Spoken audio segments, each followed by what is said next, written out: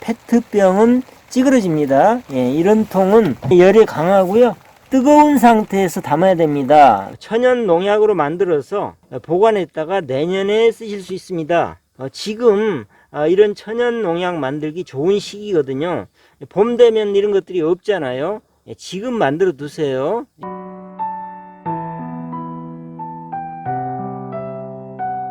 안녕하세요, 지리산 리포터입니다. 은행나무 천연 살충제 만들려고요. 은행잎 좀 따러 왔습니다. 은행잎은 이렇게 파랄 때 따야 약성이 있거든요. 그래서 지금 따면 딱 좋습니다.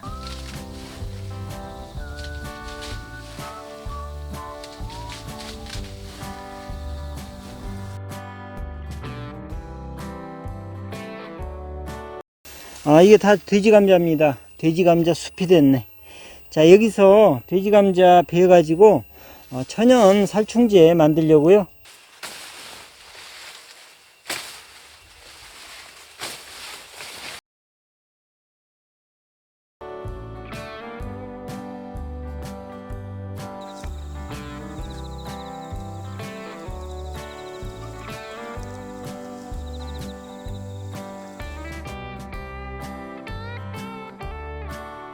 이쪽은 돼지감자, 이것은 은행잎입니다. 은행잎, 고사리 잎입니다. 고사리.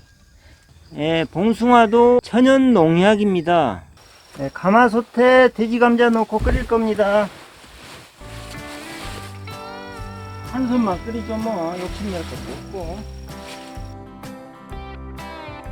물 붓는 양은 자박할 정도로 이렇게 이 정도 하시면 되고요.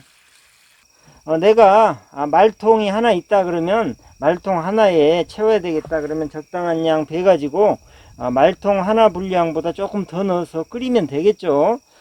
그리고 이렇게 만든 벌레 기피제, 살충제라고 하기는 그렇고 벌레들이 싫어하는 겁니다. 그래서 벌레 기피제라고 하는 게 맞는데요.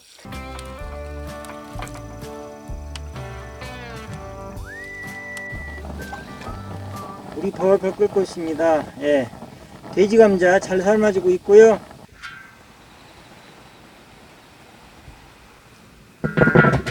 만드실 때 통을 준비하실 때요, 이렇게 파란 통은 괜찮습니다. 이런 통은 열에 강하거든요. 100도씨에서도 이런 통은 잘 견딥니다. 이런 통 괜찮고요. 그 다음에 최종적으로 보관하실 통도 페트병은 안 됩니다. 이런 통, 이런 통은 가능하고요. 페트병은 찌그러집니다. 이런 통은 이렇게 열에 강하고요. 그리고 통에 담을 때 뜨거운 상태에서 담아야 됩니다. 왜 그러냐면 멸균을 위해서 그렇죠. 멸균이 돼야 이게 오래 보관할 수 있거든요. 이게 천연 재료다 보니까 그냥 균이 들어가면 이것도 상할 수가 있습니다. 그래서 뜨거운 상태에서 이쪽으로 부어서, 부으실 때도 가득 부으셔야 됩니다. 이렇게 가득 차도록, 빈 공간이 없도록 이렇게 가득 부으셔야 됩니다. 돼지 감자 삶은 건데 가득 부어서 공기가 통하지 않도록 이렇게 눕혀 놓으세요. 이렇게 눕혀 놓으시면 오래 보관하실 수가 있습니다. 제가 만들어 쓰고 있는 천연 살충제, 천연 농약입니다. 쭉 설명을 드리면요, 이건 은행잎 삶은 거, 은행잎을 삶은 겁니다. 그 다음에 요건 은행알을 삶은 거고요. 가을에 떨어지죠. 노랗게 떨어진 은행알 주워 가지고 삶은 거고요. 이건 고사리 잎, 고사리 이파리 삶은 거고요. 이건 담배 삶은 거. 그 다음에 이건 돼지 감자 삶은 겁니다. 그 다음에 이건 봉숭아, 봉숭아 잎하고 뿌리 줄기까지 다 쓰시면 됩니다. 진하게 우렸더니 상당히 색깔이 진하죠. 그 다음에 이건 은행잎을 믹서에 갈아서 즙을 짜는 생즙입니다. 은행 생즙. 이런 것들하고는 좀 틀린데, 이런 것들은 물에다 끓여서 우려낸 거고요. 이건 믹서에 갈아서 생즙을 낸 건데, 물에 끓여서 이렇게 만든 것들은 오래도록 보관이 가능합니다. 그런데 요건 생즙이라 빨리 써야 되겠죠. 그 다음에 요건 전착제. 주방세제나 친환경 주방세제나 거의 성능이나 이 성분이 같습니다. 예, 이건 황입니다. 자담유황이라고 보통 부르죠. 그런데 지금 이걸 보여드리는 이유가 지금 이런 천연 농약을 만들기가 굉장히 좋은 시기입니다. 예, 그래서 은행잎은 단풍 들기 전에 초록색으로 진할 때 따서 이렇게 삶으시면 되고요. 은행알은 조금 있다가 이제 가을에, 늦가을에 은행이 노랗게 떨어지면 주워서 삶으시면 되고요. 고사리 잎을 베다가 지금 한참 좋죠. 예, 잎을 베다가 삶으시면 됩니다. 담배는 담배 잎을 구하실 수 없는 분들은 담배 꽁초를 주워서 최대한 많이 주워서 삶으시면 됩니다. 돼지감자 지금 이파리 한창 좋죠. 베서 삶으시면 되고요.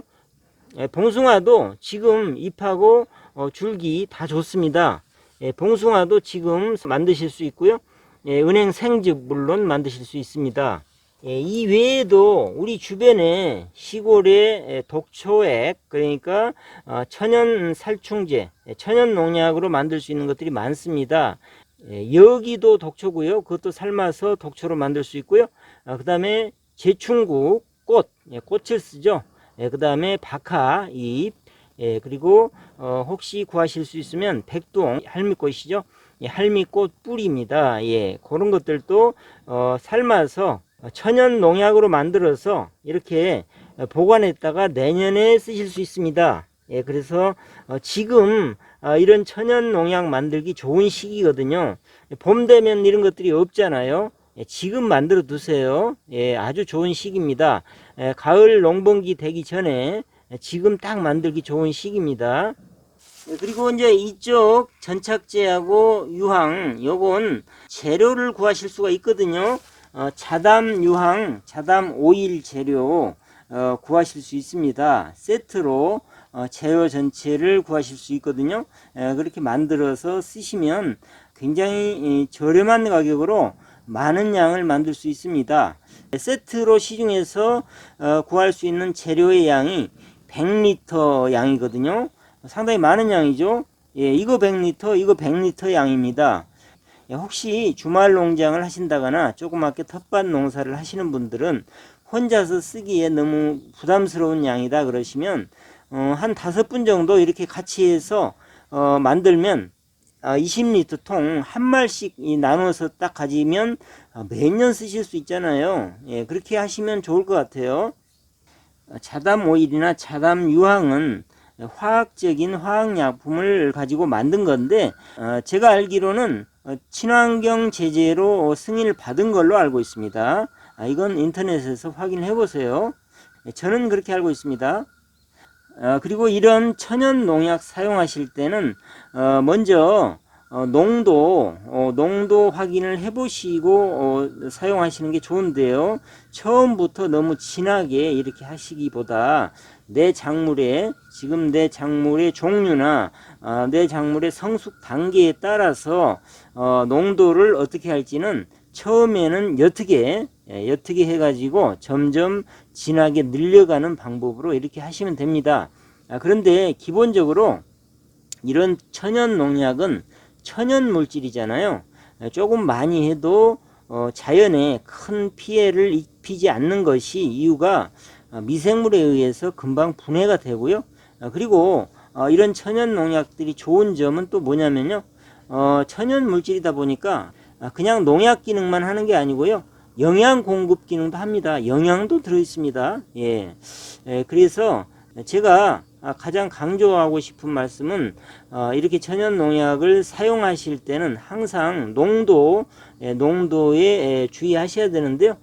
기본적으로 이런 천연 농약들은 20배에서 100배 정도로 사용을 하시면 좋은데 처음에는 100배액으로 시작하셔서 점점 진하게 늘려가셔야 되겠죠. 이런 농도 장애가 올 수 있는 문제는 직접 농사 지으시는 분들이 철저하게 주의를 하셔야 됩니다. 그리고 자담 오일, 자담 유황은 특히 농도에 주의하셔야 됩니다. 농도 굉장히 조심하셔야 됩니다. 제가 여러 번 강조 드린 기억이 있는데요. 자담 유황 같은 경우는 특히나 주의하셔야 됩니다. 기본이 1000배입니다. 1000배. 그리고 자담 오일은 이것의 2배입니다. 유황의 2배 이렇게 하시면 되는데요. 유황은 특히나 농도 굉장히 주의하셔야 되고요. 1000배에서 기본적으로 하시라는 말씀 꼭 드립니다. 예. 아무리 진하게 해도 800배 이상 진하게 하시면 안 될 것 같고요.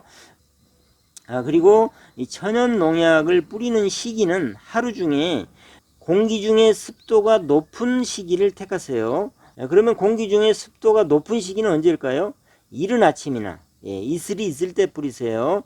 그 다음에 늦은 오후 밤이 되기 직전에 이렇게 뿌리시거나 비 오는 직전이나 비가 오기 직전이나 또는 비가 옅게 오는 중에도 상관없습니다. 제가 써보니까 비가 많이 오지 않을 때는 효과가 있더라고요. 절대로 한낮에 햇빛이 날 때는 뿌리지 마세요. 특히 자담 오일, 자담 유황은 더 그렇습니다. 햇빛이 날 때는 절대 쓰시면 안 됩니다. 그리고 이제 이 천연 농약은 하나씩 개별적으로 꼭 쓰실 필요가 없습니다. 여러 개를 섞어서 이렇게 쓰시면 좋은데요. 여러 개 섞어서 쓰실 때는 잘 조합을 해보세요. 벌레들도 내성이 생기거든요. 그러니까 예를 들어서 이거 하나만 쓰게 되면 이것에 대한 내성이 생기는 거죠.